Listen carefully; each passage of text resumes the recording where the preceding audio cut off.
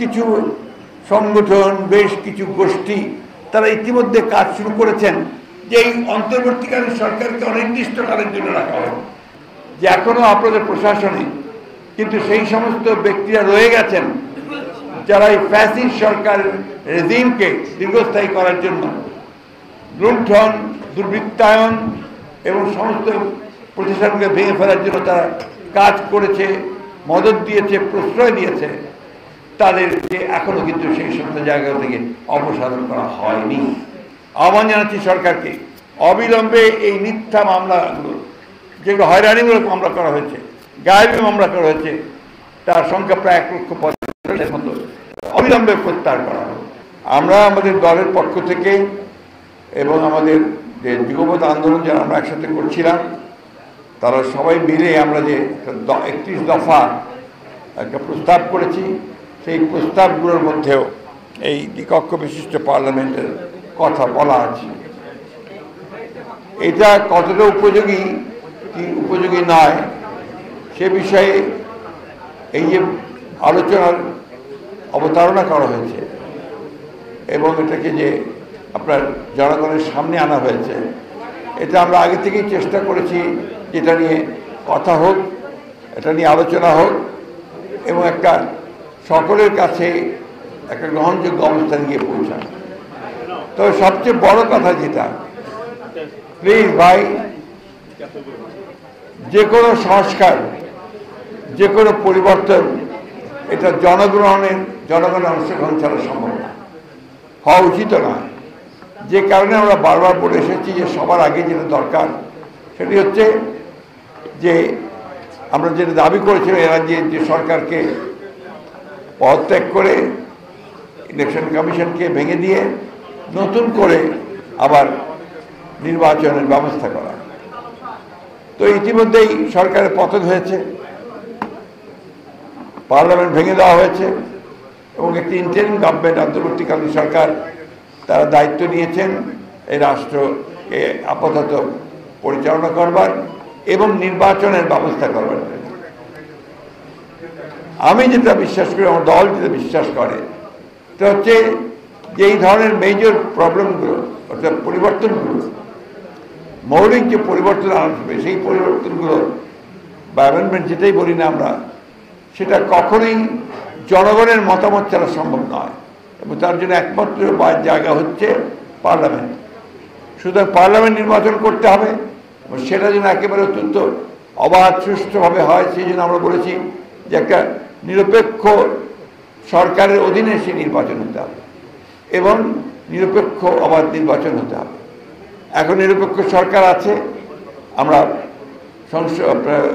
কি ভেঙে দেওয়া হয়েছে নির্বাচন কমিশন, এই নির্বাচন কমিশনকে গঠন করতে হবে নতুন করে নিরপেক্ষতার সঙ্গে এবং এই নির্বাচন করার জন্য, একে নিরপেক্ষ করার জন্য, জনগণের কাছে গ্রহণযোগ্য হওয়ার জন্য, অবাধ করার জন্য, সমস্ত জনগণের অংশগ্রহণের মধ্য দিয়ে যেন একটা নির্বাচনটা হয়,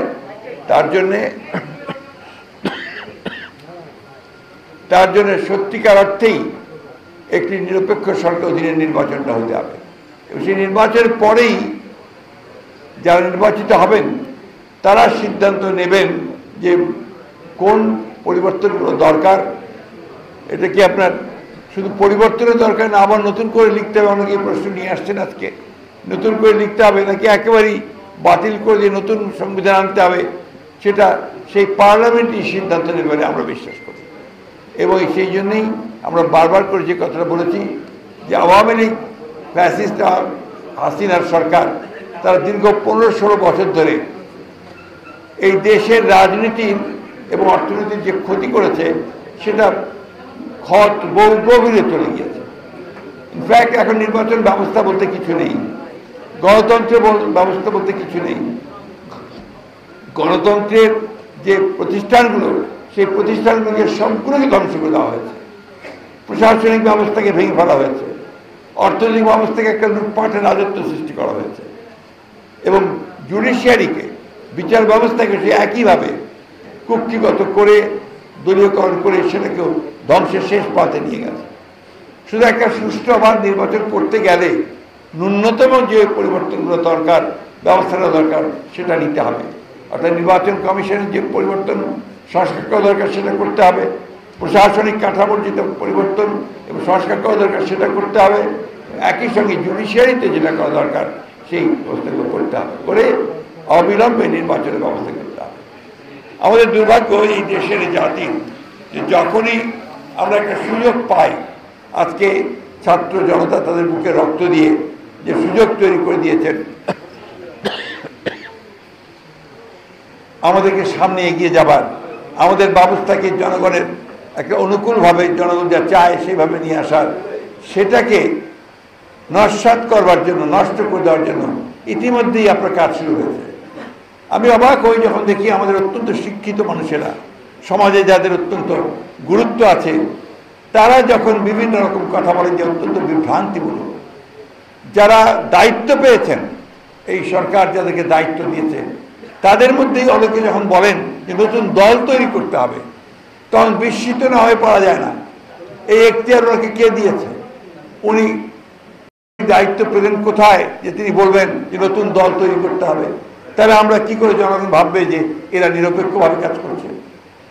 দ্বিতীয়ত দেখবেন বেশ কিছু সংগঠন, বেশ কিছু গোষ্ঠী তারা ইতিমধ্যে কাজ শুরু করেছেন যে এই অন্তর্বর্তীকালীন সরকারকে অনির্দিষ্টকালের জন্য রাখা হবে। তারা একেবারেই পরিবর্তন করে দেবে, সমস্ত সংস্কার তারাই করে দেবে। তাহলে জনগণের তো দরকার নেই, পার্লামেন্টের দরকার নেই। আপনি যখন আজকে আমি পত্রিকার নাম বলছি না, একটি পত্রিকায় দিয়েছে একটা জরিপের বরাত দিয়ে, এই জরিপ কারা করেছে আমি ঠিক বলতে পারবো না, নাম দিয়েছে ব্র্যাক ইনস্টিটিউট। আমি জানি না তারা কিভাবে জরিপটা করেছে। তারা বলেছে 80% লোক চায় যে যতদিন খুশি এই সরকার থাকুক।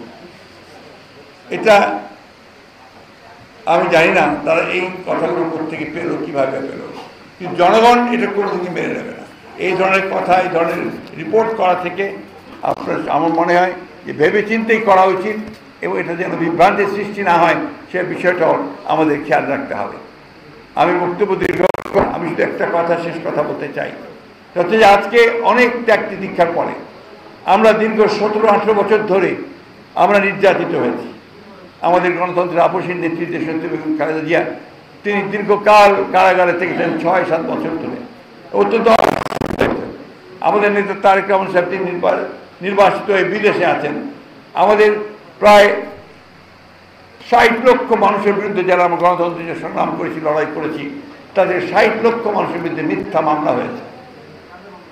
আমি আজকে এই সভা থেকে এই দাবি আবার উত্থাপন করছি, আহ্বান জানাচ্ছি সরকারকে, অবিলম্বে এই মিথ্যা মামলাগুলো, যেগুলো হয়রানিমূলক মামলা করা হয়েছে, গায়েবী মামলা করা হয়েছে, তার সংখ্যা প্রায় 1 লক্ষ 50,000 মতো, অবিলম্বে প্রত্যাহার করা হবে।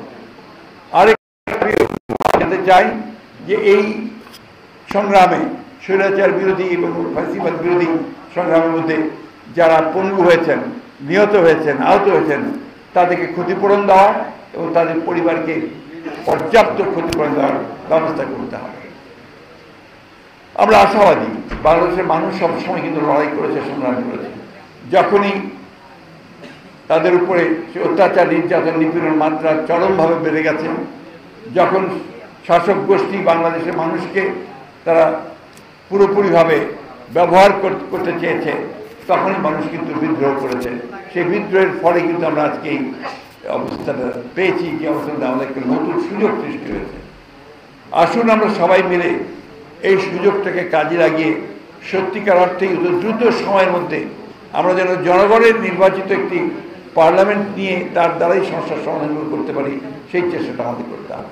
আরেকটি কথা আমি এই অন্তর্বর্তীকালীন সরকার, ইন্টারিম গভর্নমেন্টকে বলতে চাই যে এখনও আপনাদের প্রশাসনে কিন্তু সেই সমস্ত ব্যক্তিরা রয়ে গেছেন যারা এই ফ্যাসিস্ট সরকার রেজিমকে দীর্ঘস্থায়ী করার জন্য লুণ্ঠন, দুর্বৃত্তায়ন এবং সমস্ত প্রতিষ্ঠানকে ভেঙে ফেলার জন্য তারা কাজ করেছে, মদত দিয়েছে, প্রশ্রয় দিয়েছে। তাদেরকে এখনো কিন্তু সেই সমস্ত জায়গা থেকে অপসারণ করা হয়নি। আমি আহ্বান জানাবো অতি দ্রুত তাদেরকে চিহ্নিত করে মূল জায়গাগুলো যেখানে আপনার পলিসি ডিসিশন হয় সেই জায়গাগুলো থেকে সরিয়ে দিয়ে এই দেশকে অন্তত একটা এমন একটা কাঠামো তৈরি করেন যেখানে একটা নিরপেক্ষ নির্বাচন হতে পারে, যেখানে একটা লেভেল প্লেইং ফিল্ড তৈরি হতে পারে এবং সমস্ত রাজনৈতিক দলগুলো তাদের প্রোগ্রাম নিয়ে তারা জনগণের সামনে উপস্থিত হতে পারেন, জনগণ যেন সঠিক সিদ্ধান্ত নিতে সক্ষম হয়।